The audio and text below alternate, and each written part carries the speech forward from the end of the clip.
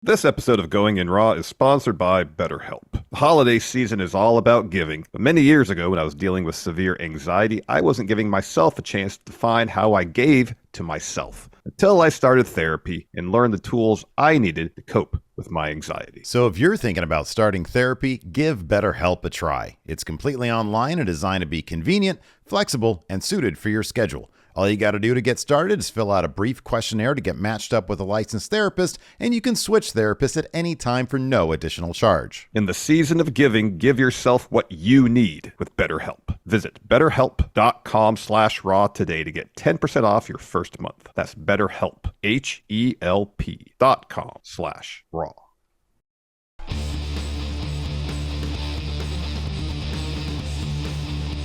Hey, friendo, Steve here.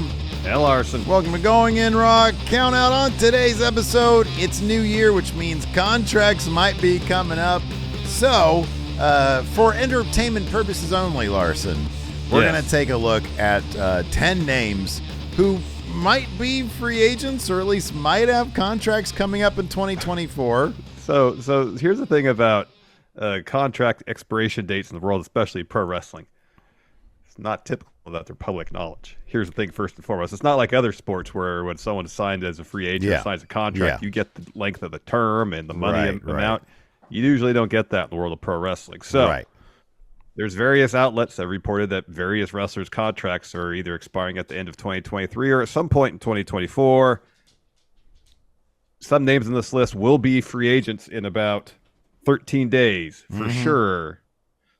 So if we come to find out during the course of the rest of this year, next year, that someone on this list is in fact not a free agent, can't hold us to it. These aren't legally binding dates that we're talking about here, but it's always fun. Look, man, let's be honest. The fun and so much in professional wrestling is who's gonna switch brands. And so it'd be kind of fun today to speculate on, because let's be honest with you, CM Punk switch brands this year. We didn't even know if he was going to be switch companies. Yeah, we didn't. Yeah, brands, companies. Yeah, we didn't even know if he was going to be in AEW this year, heading into 2023 after the events that brawl out. So, with that being said, we thought it'd be fun to take a look at names who might have contracts coming up, who could potentially switch companies and explore and see where that takes us. So, with that being said, again, for entertainment purposes only, here's your top 10 wrestlers who could change companies in 2024. There we go. All right, cool. So let's go ahead and start this off with number 10. 10. AJ Styles. He ain't doing much these days in the WWE, is he? So he signed a contract in 2019. I did see that. Yeah. And I know at the time anyways, he was saying that it'd probably be his last full-time contract. He seems at various times, at numerous times, he'd seem very happy in WWE. But as you said, he ain't doing a whole lot these days in WWE. He ain't doing anything right now. He's not on TV. Yeah. They got the OC back together. Never really did anything with them. No. I mean, they did a whole angle where I think the Bloodline took AJ Styles out of commission. Yeah, that's the last we saw him when Solo did the splash off the road cases. And it was sort of to free up a team of Cena and LA Knight, I think, to sort of pave the road for that. So, look, I think you and I have both talked about the idea that Roman Reigns versus AJ Styles is one of the last sort of untapped rivalries that they haven't explored in a couple of years anyways. They had a match going back, or they had a feud going way back. But but at least, this iteration of the Tribal Chief with the Bloodline and where it's at, AJ Styles is an incredibly high-profile name that they haven't really explored yet. He's on the same brand as Roman Reigns. So that is a possibility between now and WrestleMania, or even maybe post-WrestleMania, they could explore that. Well, here's the thing, though. You got Orton probably at the Rumble coming up facing Roman. Yeah. Roman may have a match in Elimination Chamber, but it's in Perth, so that's a possibility. And Elimination Chamber is going to be the draw there. It's entirely possible that Roman might not defend the title again after the Rumble till WrestleMania, where he's going to face Cody Rhodes. Right. So coming back around to AJ Styles, where does that leave him? It's entirely possible. The one thing about being out of a WWE contract is you get to make more decisions about where you spend your time. So, with that being said, it's entirely possible. It's possible that in the year 2024, which is only a couple weeks away, when the contract runs out for AJ Styles, well, sometime during the year anyways, even if it's late in the year in August or whatever. Exactly.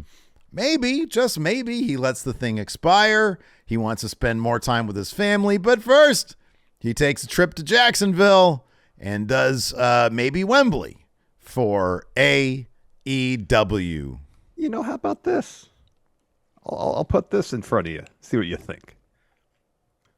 There's a company that he used to work for that's rebranding themselves with the same name that the company had for a vast majority of the time when he was working for him. I'm talking about TNA Wrestling. Yeah. What if AJ, in a way, wants to bring his career full circle? Mm-hmm. He's done the WWE stuff. He's like, hey, I'm gonna end my career just kind of doing part-time stuff. I'll be in a Legends deal, if you will. Yeah. With total nonstop action. Mm-hmm. Help elevate them with the rebrand before I say goodbye and go and retire and spend time with my family. Yeah. Well, stranger things have happened. If he's like, I want to go completely full circle and wrestle in front of like 100 people, then yeah, he could totally do that.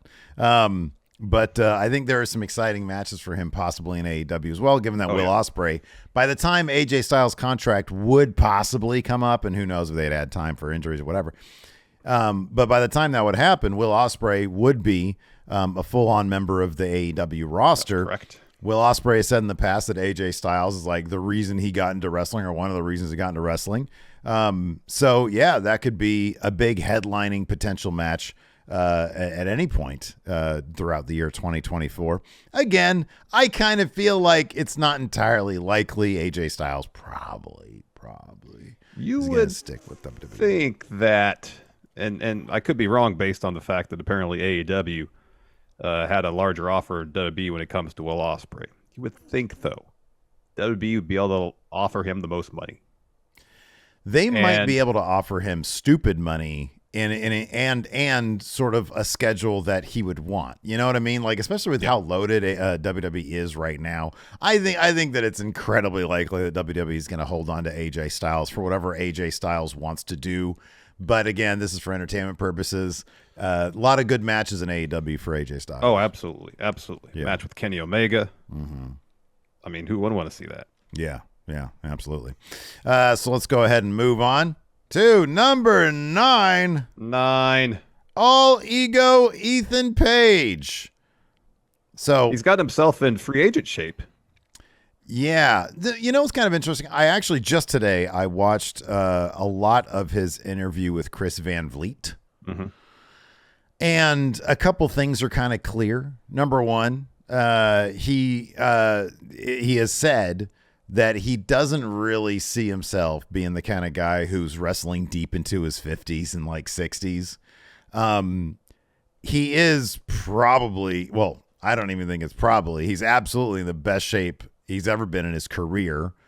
He also doesn't seem terribly unhappy, or at least in this interview, he doesn't seem terribly unhappy with his role there. But that's not to say that he wouldn't view his time in AEW and Ring of Honor now as, a stepping stone to another place, which would be WWE. I have said many times, I think it'd be great in NXT, given sort of what they have going on there now.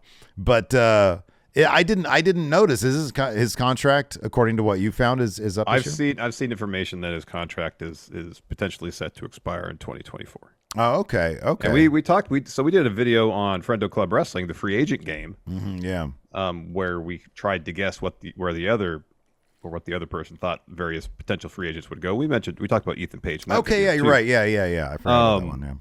Yeah. He was, a free agent not too long ago when his Impact contract expired. Mm-hmm. Went to AEW with a lot of potential, a lot of promise that he could do some pretty huge things, because he and Josh Alexander as the North were a dominant tag team in Impact.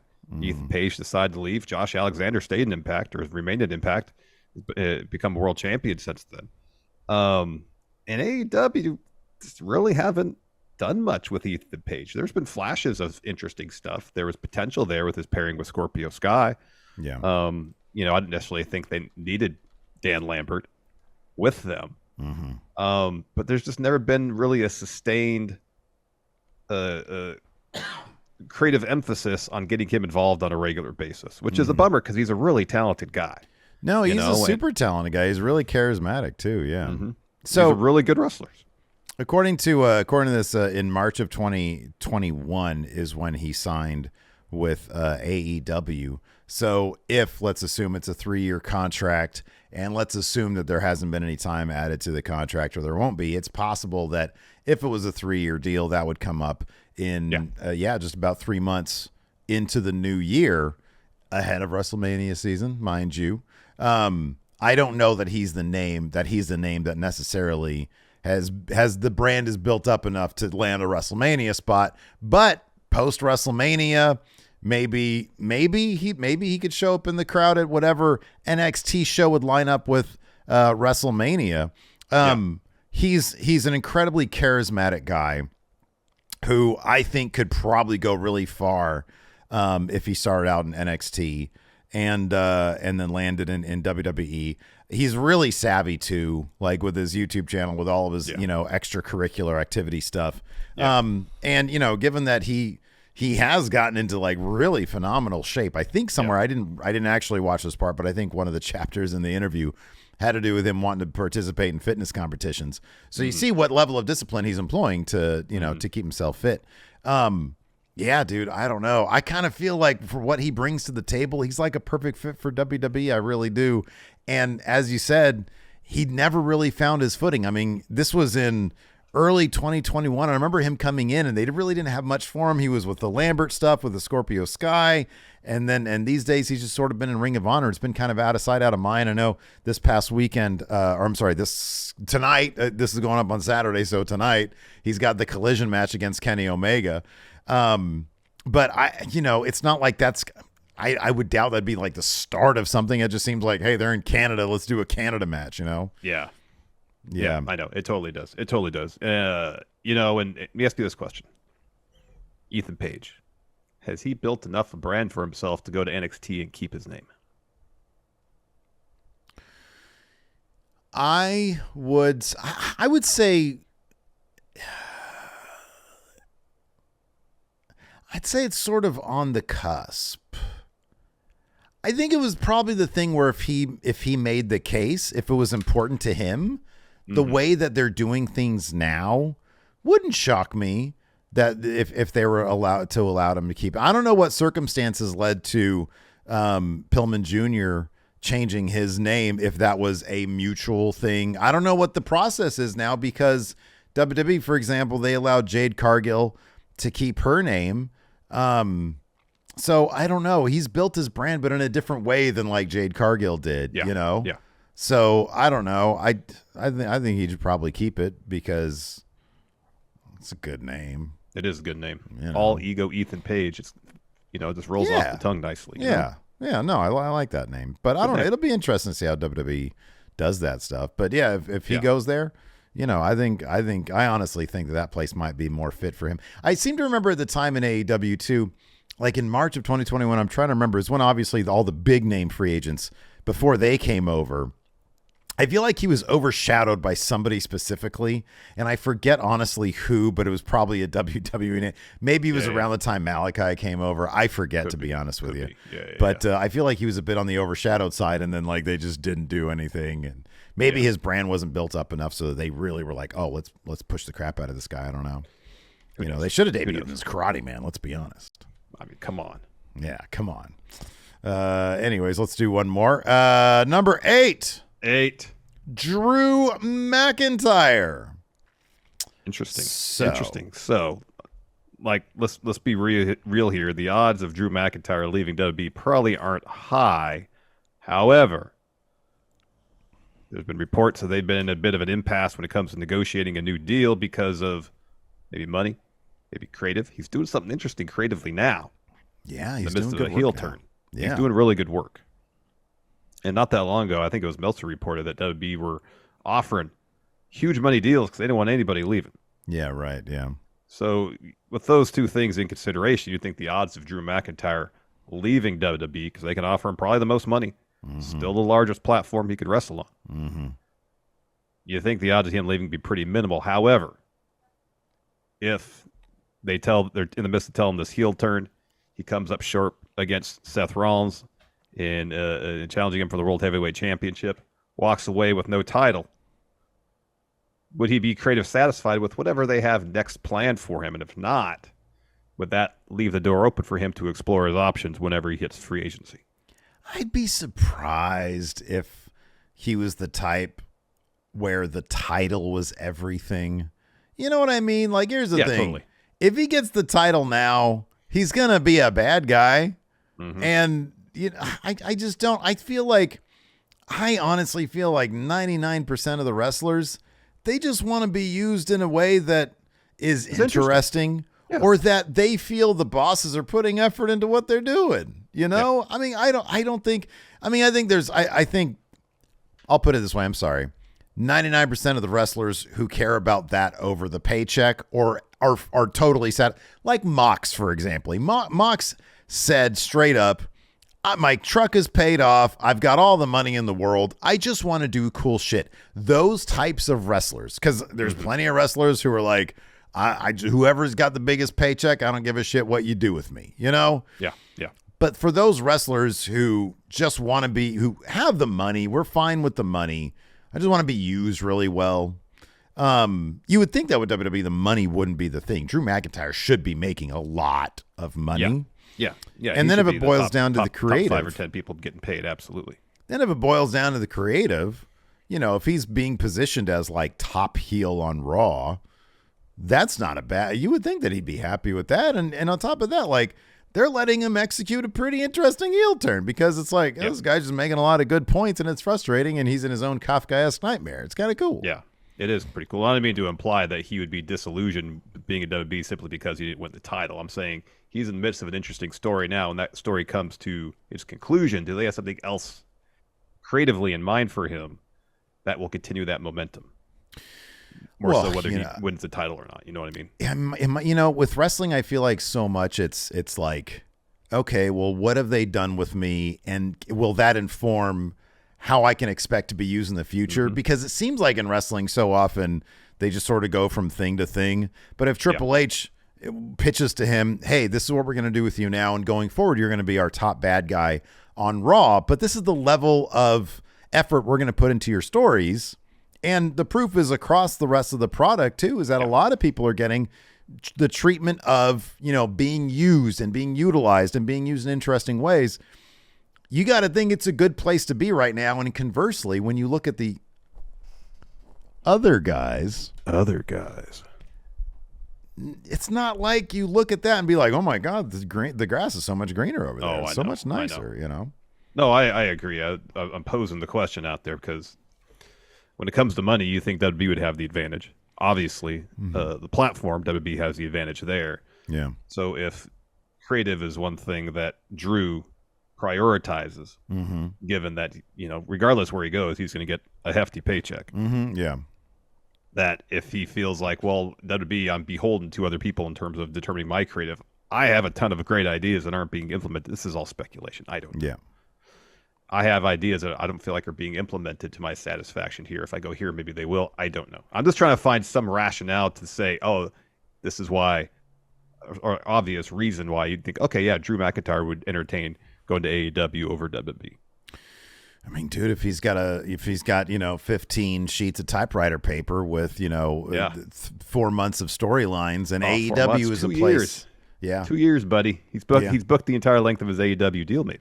I mean, if he brings that to Tony Khan with assurances that, yes, we're going to go ahead and run with all this, you know, the playground is yours. We need a new, you know, centerpiece for Collision. I think Drew is a needle mover in a much bigger way than Adam Copeland is. Yeah. Oh, yeah.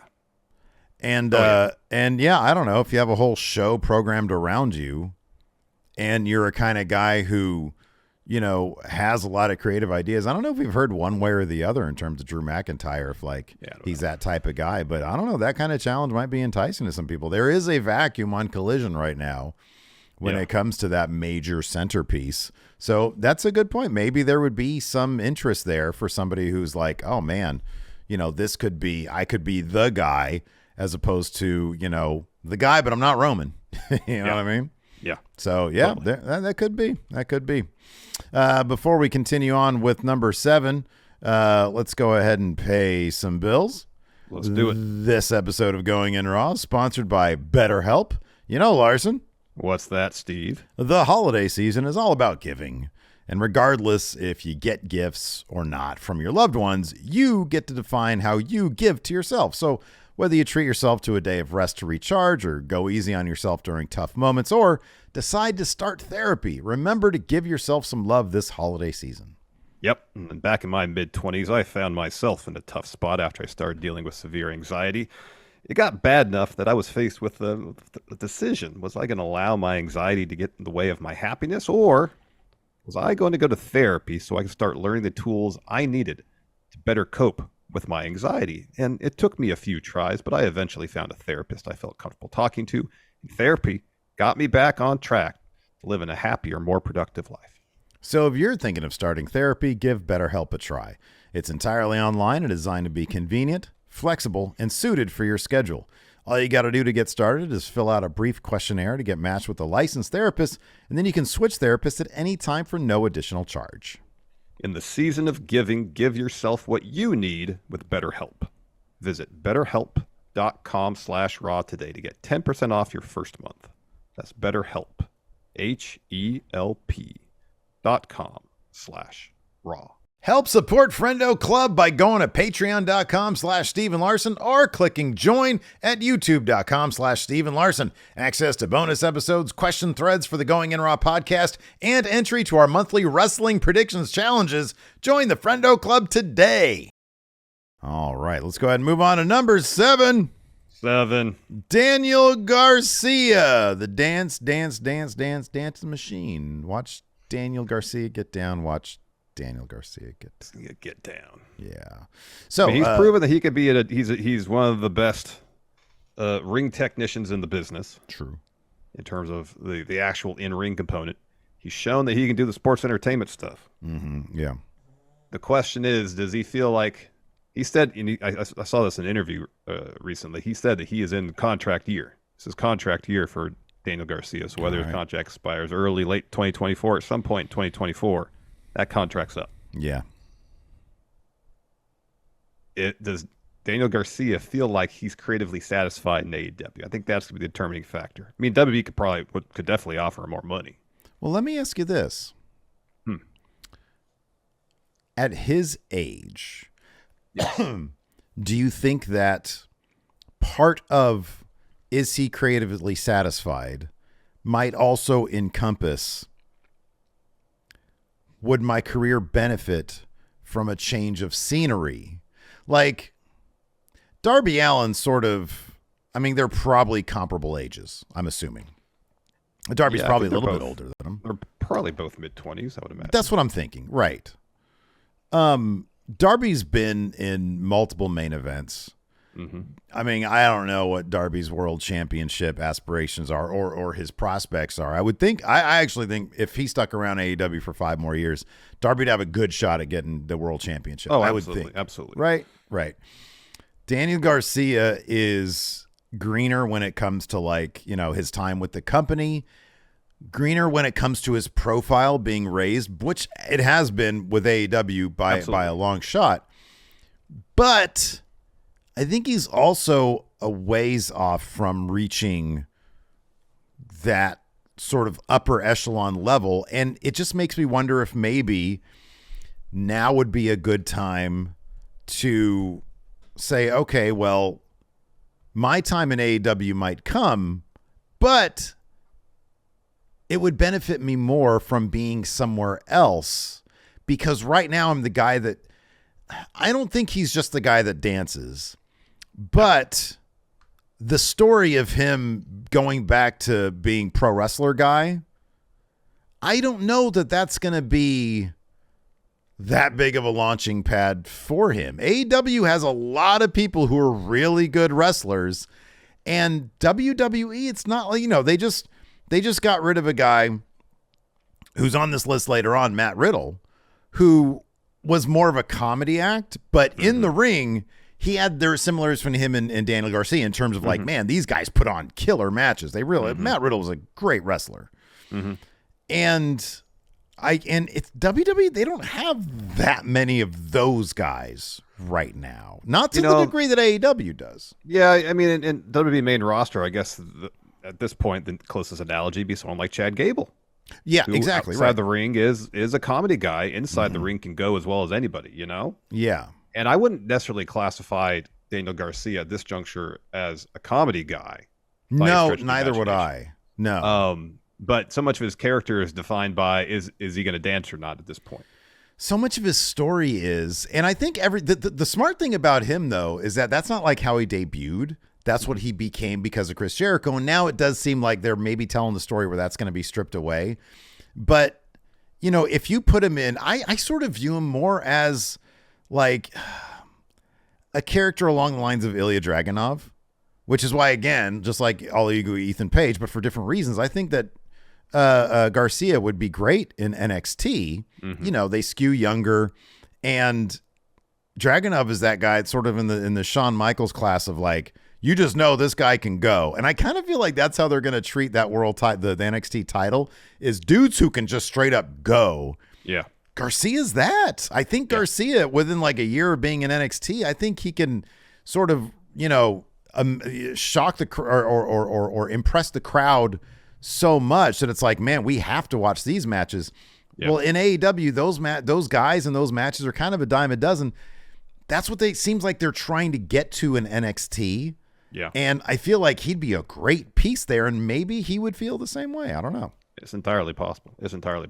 You know, it could just be a situation where AEW now, there's so much fantastic talent in the upper mid card and upwards that, you know, you have people like Garcia, even at this juncture, kind of Darby, Sammy Guevara, I can go on and on. People who seem to be on the precipice of maybe breaking through to getting to be a main eventer, but for whatever reason, just haven't really hit that spot yet. They all maybe dabble in the main event. And it's really clogged, that scene, too. It is really clogged. And between the former WWE guys, I know Kenny Omega's barely in the main event these days, but he's Kenny Omega.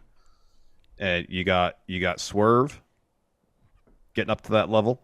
Hangman's going to be continually around that level. Jay White, yeah. Jay White, you know, and it's going to be hard to break through that level. Whereas if Garcia were to go someplace like NXT, I mean, I would imagine within a year there, he could be a main event guy there. Yeah, I know exactly. And I mean, the thing about wrestling is that with guys like Garcia who clearly have, dude, I love his promos. I love his in-ring. I mean, he really is the total package in so many different ways, not Lex Luger. But a guy like him, whenever you go someplace else, it's like the opposite of driving a car off the lot. You know, instead of your stock automatically decreasing, when you go somewhere else, your stock automatically increases.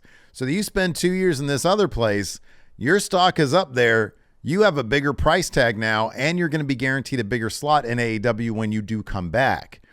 And if you choose to do so, yeah, right, exactly. If you choose to do so, or you could just be wowed by the WWE machine, and if you're successful there, why would you leave?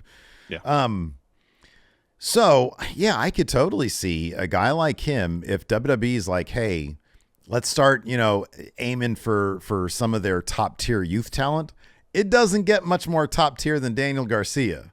It doesn't. He might be wooed pretty easily by what they have to offer over there. Come be a foundational piece of NXT, and on when they might be on the precipice of taking the next leap into like maybe traveling. Those their whatever they call their takeovers now, premium live events. Those things are getting a lot of buzz these days. They are. For the wrestling, and then now losing a guy for 9 months in Wes Lee. Which is horrible, which is tragic. I feel so bad for him because he's what an amazing talent. Yeah. But yeah, no, you inject Daniel Garcia into there, and that stock will rise, man. That stock will rise, especially now in AEW. You're looking around the crowds, and they're not as plentiful as they were before, you know? Nope. Nope. Yeah. Before we go on to the next one, let's bring this up really quick. If you guys are interested, bonus episodes, access to our question thread. So you have your question read right here going in Raw. Or our Big Blue Predictions Challenges. Every month we do these predictions challenges. The entire Friendo community, usually around 200. I think we're around 200 people these days. Every month participating in the Big Blue Predictions Challenges.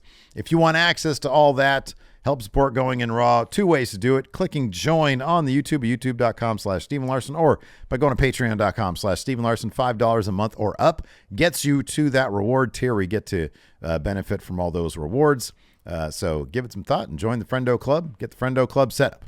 Let's move on to number 6. Mustafa Ali. So his name is the first of the last round of WB releases who will be free agents on December 20th. So 13 days from when we're shooting this. Oh, wow. Yeah. And of those names that were released by WB, I think his future I'm most excited about. Yeah. You know, he showed time and again that he is a phenomenal in-ring talent in WWE when given the opportunity to showcase what he could do. Yeah. And again, when he had the opportunity to showcase what he could do from a character perspective, he always went all in on it, regardless what it was. Yeah. You know, and you see the stuff that he was doing outside of, you know, the what he was doing on a week-to-week basis in WWE, the things he'd just go shoot himself, trying new character ideas out. Yeah. And they were all pretty darn awesome. They were, yeah. And to see if he can go to a place where he can implement his creative vision for his character and actually do that in conjunction with his amazing in-ring talent, sky's the limit for him. And whether that be in AEW or New Japan or TNA, wherever the case may be. Yeah. I'm really excited to see what he can do now that he is, by and large, in control of his future. I know that he's got a family and all, but how killer would it be if he did New Japan? And, you know, I'm sorry to say, Bullet Club needs an injection of some talent. And imagine him doing some cool Bullet Club shit, some cool vignettes with the sort of setup that he was using before. Yeah, I mean, dude, obviously he's a guy who the entire world of wrestling, even though, look, he seemed pretty happy, I guess, for the most part in WWE, or at least the tail end when he was in NXT. I mean, I don't know the guy, so I can't really tell. But if nothing else, he always gave it his all. And he was always seemingly coming up with ideas. And for a guy who, like you said, is so creative, so obviously just chock full of ideas, the thought of him on top of all that, letting us see him wrestle sort of unbound by the WWE style is really, really exciting. And this guy's close to the top of my list of like, man, I can't wait. I cannot wait to see, because especially like when these guys have some time off and then they show up, oftentimes, like for example, Mercedes Moné, right? Yeah. She looked like $1 million. She looked like the coolest comic book character when she came back as Mercedes Moné. Well, I have no doubt that Mustafa Ali is probably going to have a fresh coat of paint, debut, do some cool shit wherever he goes. And I'm really looking forward to seeing it. Again, if I'm being selfish, I'd love for that to be in New Japan. I'd love to see some of the stuff he could do there. And if he goes to AEW, then that'll probably open the door to New Japan as well. But yeah, man, I'm really looking forward to seeing where he's going to go. Don't know where it's going to be, but you know, AEW seems a likely destination, I would think. Yeah, I would think so. All right, moving on to number 5. The Rainmaker, Kazuchika Okada.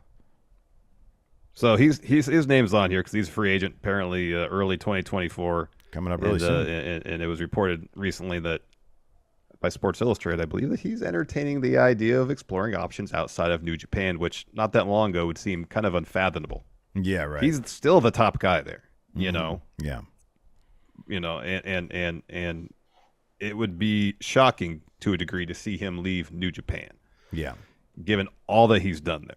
But that's also kind of the thing. He's done basically everything. He has. Yeah. He holds, or is at least close to holding, basically every major title reign record there is there. He's got the longest individual reign. I think he might be second behind Tanahashi in terms of total reigns as champ there. Yeah. Or maybe he tied that record as well. and if he feels like, all right, I've done just about everything I can do here, let's explore other challenges. I Mm-hmm. guess the question is, at this point, is he going to follow in the footsteps of a lot of other people who have left New Japan to go to AEW, because there's already that familiarity there. And there's also the aspect that, well, in the future, if I want to work with New Japan, I probably could. Well, Ospreay recently said that that's one of the reasons, or it's been reported that's one of the reasons that he chose AEW, Yeah, along with a massive paycheck. along with a big paycheck. Or brand new challenge, going to WWE. Yeah, yeah, yeah. I don't know. I mean, it seems kind of clear that and we've heard this from multiple places that Triple H wants to make a push for to sort of a renewed focus on letting wrestlers from overseas, wherever that may be, or Mexico, let them know that, hey, this is a place where you're going to now be treated really, really good. It's not going to be like Shinsuke was in NXT, Vince McMahon put him with Boogs and, whatever. Yeah. Now, Shinsuke, much higher profile, being used in a much more interesting way. It'll be interesting to see if that prospect. See, I don't know what Kazuchika Okada. It's not like he said, "Oh yeah, I want to try this, that, the other." I don't know what the main reasoning for being in pro wrestling necessarily is with him. Is it, to be on the biggest worldwide stage, which is WWE? Is it, hey, I want to break through the American audience, but still have a line to New Japan? I'd be surprised if he went to AEW simply because he does have a young child and his wife is apparently a really popular personality in Japan, a really high profile personality in Japan, from what I understand. I read this the other day. I don't know if it's true. But for him to go to AEW simply because he can still do some New Japan stuff, I don't know why he wouldn't just stay in New Japan, because he can do AEW stuff if he wants to. Entirely possible. I guess depends. Does he want to enter the American market more? So, and I guess one advantage AEW would have in that respect over WB is that, as we saw with Ospreay's not moving to the States. Yeah. And AEW can afford Okada that opportunity, as opposed to WB, which he'd have to move to the States to compete. Yeah, I don't know. I don't know what kind of demands they would have on him for that. But yeah, I don't know. Yeah, I don't know. The thing is, like, they have done everything he has done everything in New Japan, but yet he always seem to have stuff for him. It's not like he's ever left by the wayside. They always have, like, the G1 is always really interesting with Okada.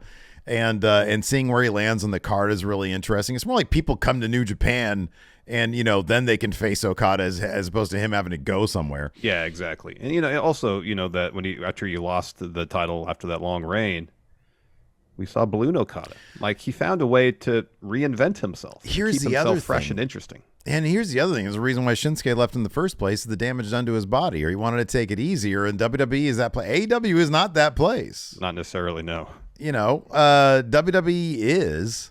Again, I don't know what if he would want to disrupt his family life, to what degree that would be disrupted. Maybe he would enjoy coming over here. I don't know. But in any event, I think it'd be absolutely great to see him. There's so many dream matches, even for like a 2-year stint in WWE, that could be a lot of fun. But who knows if it'll happen. It'd be pretty awesome if it did, in my opinion, though. Just given how hot WWE is right now, I think it'd be with Triple H in control too. It'd be like, now is the optimum time to take advantage of some of these dream matches, Yeah, no, totally. All right. Move on to number 4. Dolph Ziggler. Again, he got released by WWE. So yeah, he's one of the released wrestlers. I would not be surprised to see Nick Nemeth show up in All Elite Wrestling. His brother's there. Yeah, right. Yeah. It would not shock me at all. Talk about someone who's kind of done it all in WWE. He's basically done everything. In terms of winning titles, Grand Slam champ. And just for a while now, it didn't really seem like WWE creatively was interested in using him in any sort of fashion. He was really, the in at least an interesting Natalia. fashion. He was the Natalia of the men's division, really. For years, he was the gatekeeper. Someone gets called up from NXT, they wrestle Dolph. Might not be the first feud, but it's one of the first 3. Right, yeah. Yeah. You know, and it's a bummer because you think back, it's a long time ago, it's more than a decade ago, 2011, 2012, how over he was. Yeah. And, you know, maybe part of that is on Dolph too, because he never really made much effort to reinvent himself. That's exactly right. He was always this kind of Dolph Ziggler. Yeah, that's exactly right. And that's why it grew stale, because you get a couple of years of relevancy with every gimmick you have in WWE. If you don't reinvent yourself, you're going to get stale and you're going to get left behind. And that's what happened to him. Yeah. You know, the big question is the Laugh Factory going to come at him? Is, you know, what's another, the Comedy Store? Is the Comedy Store going to come for him? Is he going to try his hand at stand-up instead of pro wrestling? You know, I could see him starting a podcast, to be honest with you. Yeah. You know, he'd be wildly entertaining. It probably would be. He'd probably have a ton of just amazing stories. Like he was in WWE for a very, very long time. That being said, if he still really wants to wrestle, yeah, he's going to be, I could totally, I would be really surprised. The only thing, I wonder if see, here's the thing about Dolph. I suspect that he was making a lot of money in WWE. Oh, yeah. I don't think he would. He's in some ways, isn't he sort of like the Lex Luger of today? You know, I wonder if to a certain degree, because here's the thing: if he signs with AEW, it's not like he's going to be pushed as a top guy. No.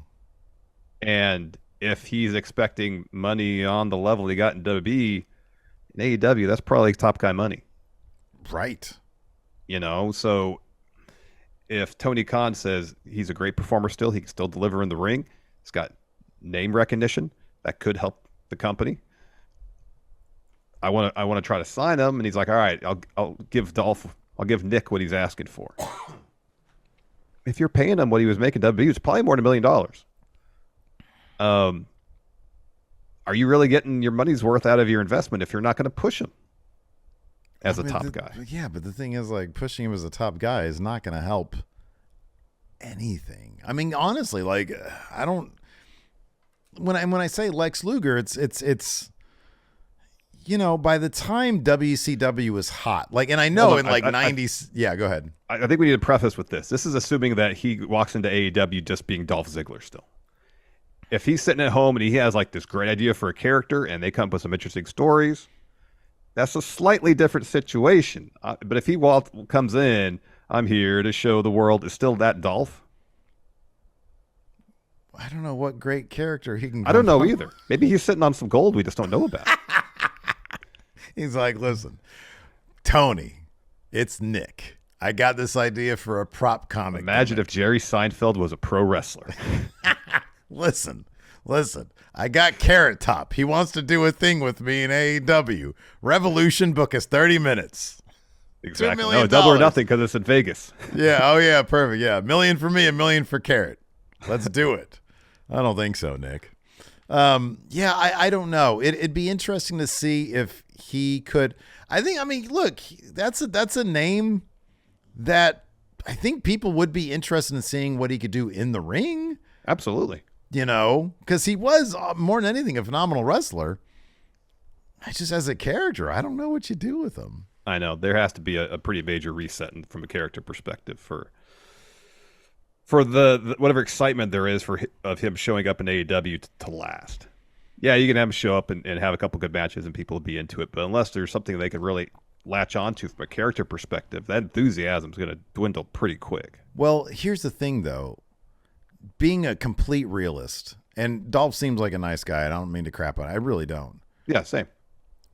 Being completely realistic, using some common sense, what do you think the reaction would be from the AEW fans? Nick Nemeth showing up and unmasking or something, you know, like, oh, he's my the God. devil. Yes. Or just showing up at the end of a pay-per-view and super kicking Mox. You know, like, what do you tell me? What's the reaction? So it would be lesser reaction when Adam Cole and Bryan Danielson showed up. By a lot. By far. It'd be more of a reaction than when Jack Swagger showed up. Oh, absolutely. Right. It'd probably be more of a reaction than when Andrade showed it, because Andrade's debut was like the most botched debut I've seen in a long time because he had no music. Vicky was there. It was nothing about that built excitement. You know what I mean? Right. But online, the reaction was like, oh, cool. Andrade's there. Yeah. The actual execution was awful. That's what I'm talking about, is the execution and the reception in the arena. Yeah. In the arena, it'd be lukewarm. Online, it would be way worse than that. Online, I think it would be better than Swagger, less than Andrade, and I don't know where exactly that is. I think in the arena it'd be slightly above Andrade, just because Andrade's debut was Andrade was crickets. It was like, who's that guy? So anyways, man, I don't know, dude. I don't know. I think he'll definitely he'll make a play for it. Maybe they'll do like a Cardona thing where he'll come in, for a couple shows, no promises. Let's just see how this goes. And we'll go from there. But maybe he's a guy who's like, I made big money in WWE. I'm not going to come in on that deal. Yeah, no. And Dolph could be the type of wrestler that could really benefit from following Matt Cardona's career path at this point. That is actually a really good idea. That you're absolutely correct about. Not saying he necessarily duplicates what Cardona's done, but to make the effort to reinvent himself to such a degree that he's seen as basically an entirely different performer than he was in WWE. Using his time in WWE as a springboard to sort of, whatever you call it, subvert the expectations of the crowd. And that's what Cardona has done to a brilliant degree. Yep. Cardona's built himself a little empire, hasn't he? Like with the podcast and all, and the vlogs and all that stuff. It's great. Yep. It is great. I think Dolph's probably creative enough to do that. Is he the kind of sort of hustler outside of WWE that you would sort of need to be to effectively do that? Yeah, you got a good point. That could be a lot of fun. Number 3. Deonna Purrazzo. So I can confirm she is a free agent, because Fightful just had a thing that she is a free agent literally before we started. Oh, wow. Okay. She is going to explore free agency. Okay, because I know she has like an Impact match coming up. I think it's a tag match. Yeah. I think the next taping is her last appearance for Impact, according to Fightful. That just came out today, here on Thursday afternoon. And I know she didn't necessarily have a great experience in NXT before she was released in 2020, and then went back to Impact, and it had great success there. Yeah, she's been awesome. Absolutely fantastic work. So I found an interview she did. It was with Cultaholics Desert Island Graps. Oh yeah, okay. This is from August of this year, and this is what she had to say about a potential return to WWE. Quote, I don't want to say, these transcripts from Post Wrestling, I don't want to say no about a return to WWE, and I want to say yes, but I also think that it's kind of the circumstance of it. I think I'm in a place where I've done a lot of partial rehabilitation in my career in the last 3 years. I've been able to turn the tide of what people say about me and the conversations I'm in and submit my place in history. And unfortunately, my first time in NXT and WWE did a lot of damage to that. So I think for me, it's more about being cautious about maybe the situation I would be put in or something like that. I don't want to take it off the table because it is WWE. And as a kid, I didn't know any other wrestling. My dream was to become a WWE superstar, and my dream has evolved many times over during my career. But I think at the end of the day, it's like that's something I'm going to want to hold on to and say yes to. I need to learn from my mistakes and do it differently if I was going to go. And she's absolutely right. And I know that NXT at the time was under Triple H, so it's not like we can say, oh, Vince McMahon, that was his fault. But you would think that somebody of her immense talent in today's landscape of the WWE, where they do endeavor to feature more women on their programming, you would think that this would be the best opportunity there is, because she has increased her brand so much outside WWE. Absolutely. And yeah, you would think Triple H would be all in on a situation like that. But I guess, time will sort of tell if that's going to be the case. Yeah, and if Deonna decides, I'm going to explore options outside of Impact, and Impact does a magnificent job of booking the Knockouts division. Oh, fantastic, yeah. Fantastic. You look at what AEW does in the women's division, that can't necessarily be the most attractive of options. Yeah, if WWE really is on the table. Let's say WWE is perfect with how they book the women's division, but they definitely devote more time and energy to the women's division there than they do in AEW. True, yeah. So Yeah. Of course, her husband, Steve Macklin, is an Impact still. Mm-hmm. Yeah. So, who knows if that will inform her decision whatsoever. Her old tag It's team not partner. uncommon for what's her that? old tag team partner is currently the tag champion there in WWE. That's true. There's a Chelsea story Green. there that they could tell. I mean, at least the chemistry is there with them. So there's some stuff you can do there. And plus, you got the template for one. You got Damage Control as a faction. Mm-hmm. Start factioning up the women in WWE as well. And Purrazzo could fit right in with Chelsea and Piper. Yeah. You couldn't tell me that'd be a really fun trio right there. That could be fun. That you could do some freebirding with the titles and whatnot. Yeah, that could be a lot of fun. You would think that now would be, a good situation for her. And Chelsea, if you look at what they're doing with Chelsea, man, she's in a good spot too, and maybe she'd advocate for that.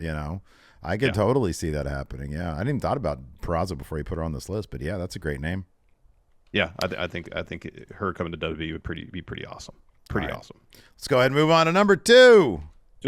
Matt Riddle. So he's already debuted for another company, or he's going to anyways. Has been announced for The Crash in Mexico. Oh, when does that happen? I don't know. I saw a picture of it, and I think it's true. I assume some point after December 20th. I would think so. Let's find out here. Matt Riddle, here he is. He also was talking about starting an OnlyFans. Let's see here. What is this? Matt Riddle, Dolph Ziggler. No, that's a meet and greet type situation. Here we go. The Crash. What is this? The 19th of Enero. Enero in English. January. All right. So about a month after his non-compete. I don't know my months. Yeah. So given his history in PWG, I would imagine he might have some sort of relationship with the Elite. Yeah. Given that they also all spent a lot of time in PWG. Mm-hmm. Yeah, sure. It wouldn't shock me to see him show up in AEW. It wouldn't shock me at all. I think that would actually be a really smart signing from AEW. I really do. I think, look, I know he's had issues, and that was the reason why I believe, anyways, I suspect he was released from WWE. Mm-hmm. But with AEW, I don't know, maybe he wouldn't, he'd have a little bit more freedom to just go and be himself, and maybe the pressures of being in WWE. And plus, on top of that, the way they were using him in WWE over the past year or so, or ever since Randy left, basically, the creative wasn't that great for him. Mm-hmm. And look, I'm not saying that he's going to be on his best behavior in AEW. He would probably have. It would be on him to make sure that he stayed in their good graces. Yeah, but he was really popular with the fans in WWE. He's a hell of a wrestler, so we'd get some really good matches. Yep. And I don't know if they had some good creative for him, which might be touch and go, because if he's the kind of guy who brings ideas to the table, then maybe he'd be fine. If not, maybe he'd languish there. I don't know. Yeah. But you would think that they would, much in the same way WWE has taken a chance on CM Punk, even though in his previous place of employment, he had some issues there. Matt Riddle, you'd think AEW would say, okay, well, you can be here, but we've got Daniel Bryan heading up this disciplinary commission, and he'll put you in cattle mutilation if you run afoul of him. Yeah, exactly. You act a fool on social media, you get fined. You act a fool backstage, bang, you get put in cattle mutilation by Bryan Danielson. Act a fool at an airport, cattle mutilation. Bro. Right there in the terminal. Yeah, right, exactly. So I don't know. I think it'd probably be a good move to at least give the guy a shot. Maybe WWE's system just wasn't a good fit for him. He needs to have a little bit more freedom. Who knows? Who knows? I don't know. Well, I think it was Seth Rollins ended that guy's career with one line. So. Oh, he did. He definitely did. Totally did. If he wants to pursue OnlyFans, then good for him. I guess so. Yeah. Anyways, let's move on to number 1. Andrade El Idolo. Yeah, he wants to go totally back. Going. He's going. Yeah, he's to totally WWE. going. Yeah, totally going. Yeah. When's Malachi's con? When's Malachi's con? The Zelina crew, her old. I saw one client. place where it said Malachi's deal's not up till 2027. Oh my God, he's there forever. He's got 4 more years potentially. We're gonna make first contact with aliens by the time he shows up in WWE again. That's right. Yeah. Oh, I can't wait till 2027. What a fascinating year that's going to be. I'm sure Malachi can't either. That's such a long time from now, though. It is a long time. It is a long time. You're going to be almost 50. Yeah, I know. Oh, my God. And then I'm going to be almost 50. I know. Wait, well, depending when the aliens arrive, I might be 50. Oh, dude, that's right. I forgot. You're like way older than me. Oh, my gosh. I'm not way older. Wow. Yeah. So hurts my feelings. But yeah, anyways, Andrade's totally going back. Whenever his contract expires, they add more time, so it's January 1st, 2025. Guess what? January 2nd, he's back in the Fed. Yeah, you're almost 2 years older than me. No, I'm not. Aren't you? I'm less than a year older than you. No, I'm a little bit more than a year. Oh, yeah. You're just over a year. Yeah, I was thinking a little the bit more other way. than a year. Yeah, you're right. Yeah. Numerically, it's 2 years, but it's like only actually 13 months. No, it's not. You were born the year after me. Really? Yes. Oh, I'm thinking of Jeff. Yes. Oh, okay. That makes more sense then. Anyways. Yeah, I'm like, 2 years? Where are you getting this from? We're like Ricky Starks and Bill Big. I guess so. We don't know each other's birthday. We don't know each other. Yeah. Oh, man. So anyways, we're talking about Andrade? Yeah. Well, we're talking about Malachi. 2027. We're going to do one of these lists in 2027. I guess so. Guys, I need to find a way to get fired. Well, he might have that contract that just like runs out while AEW goes out of business. He might outlast AEW. I don't know, but yeah, getting back to Andrade. Clearly, this dude he was picking fights with people trying to get out of there. Starting beef on these Spanish language shoot interviews. I'm not going to say his name. His name is Sammy Guevara. Yeah, he wants out. He knew that Triple H loved him. And I have no doubt that if he shows up in WWE, I think he'll do pretty well there. Yeah, I think so too. Yeah. There is one name on this list I'm kind of surprised you didn't put on here because you were the list master. No Maxwell Jacob Friedman? No, I'm pretty sure he signed an extension already. I think he probably did. I only want to know why. I want to know when, if it happened when he came back after his big time off or was sometime before he was champion, after he was, I don't know. I'm kind of curious. Yeah, because I kind of feel like you're right. I think you did. Yeah, I'm pretty sure at this point he's probably signed an extension. Yeah. Because they stopped. I mean, they'll be telling if at World. I might be eating crow on that one. If at World's End he loses that title to Samoa Joe, and then it's going to cast some doubt in that. But if he retains it at World's End, he totally signed an extension. You think AEW give him a good send off, or they do the New Japan thing to the elites? No, I think they'd give him a good send off. He's not going to quantum leap out of there. No, I don't think so. I mean, it's not like he's going to show up his last contracted date and drop like I'll miss you AEW promo or anything like that. But I don't think they're gonna. I doubt there'd be any animosity involved.